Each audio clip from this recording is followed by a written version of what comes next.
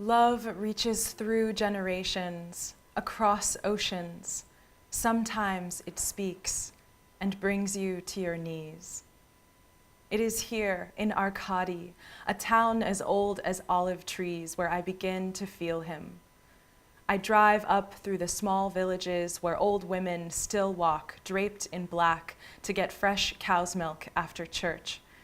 Some places hold your history right in the open palm of them. The laughter of 100 school children echoes in the marbled entryway of the monastery. It is so busy, I walk right past the sign marked €4 to enter, easily walk past the ticket collector without notice. You are not allowed to be here, a voice in me says, walking through the past. I move through the first iron gate towards the small church in the middle of the courtyard.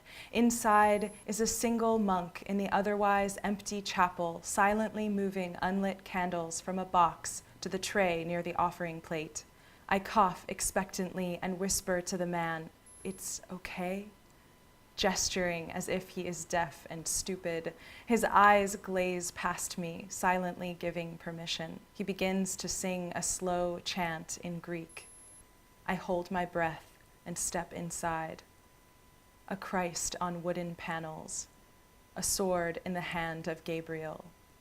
Beautiful music in the empty chapel, and open-mouthed tears begin to fall. A memory of Ali, my great-grandfather. Born in 1860, he was orphaned here on the island of Crete at age 6. Sweat pours from the folded places of me, and I am shaking under the open ceiling. You cannot understand your future until you understand your past. I stare at the blue sky as I walk down the north corridor. I stop at an old stone corner with a sign, Powder Magazine. The metal gate stands open. A woman comes and stands next to me, looks inside the empty chamber, shivers, "Oh no," and quickly leaves, her heels clicking on the cobbled pathway leading back out into the light. I know her. I know the part of me which dares not enter this place, but I take this part of me by the hand, and together, alone, curious, I enter.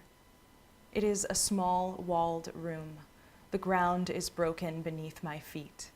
In the front is a hand-painted picture, an altar burning 2 candles, a plaque in Greek and English, a memorial.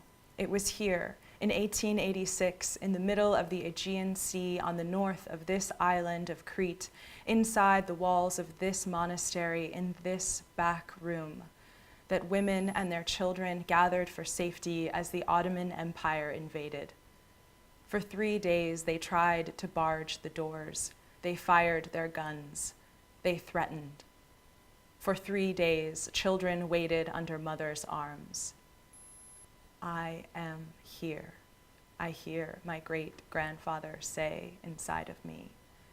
In 1886, he boarded a boat filled with other survivors to be taken to the unknown, to Turkey, to a life through which we would all come, my grandmother, my father, and me. It was here, in this stoned room, 3 days after the terrifying sounds of war poured over the monastery walls.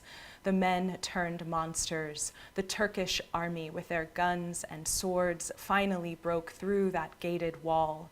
The monk guarding the women and children here in this powder storeroom knew their time had come, and with lighted match exploded the stores of gunpowder, taking their lives into the dark. There are some times when your inner voice says, "Kneel. What if someone sees?" I asked back. Sees what?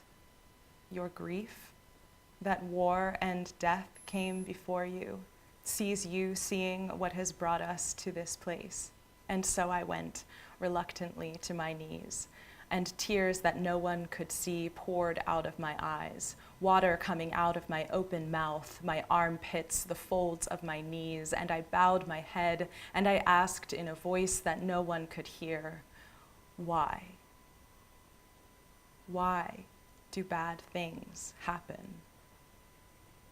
And the voice that asked I kneel replied, that it is all for this return. I have come now to this holy place of listening, and this answer is not enough. But in this moment, it is everything. And I promised then that there would be no harm to come from the stores of my heart, that from me there would be only love, that I would come to know forgiveness. And from across oceans of the heart of me, I sat with all of the generations. It was in this very room we had lost everything, lost the soft touch of mother at the tender age of 6, and we had returned to ask and to listen. When the prayer had almost ended, the tears began to subside, and I clasped my hands in front of the beating heart of the world, and I stood.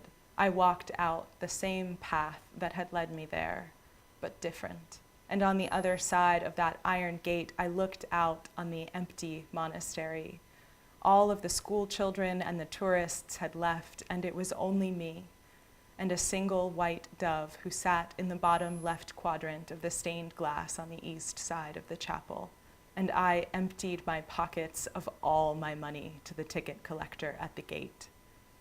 All of life, in and before me, my ancestors crowded in my chest, the end and the beginning at one place in the center of the church of me.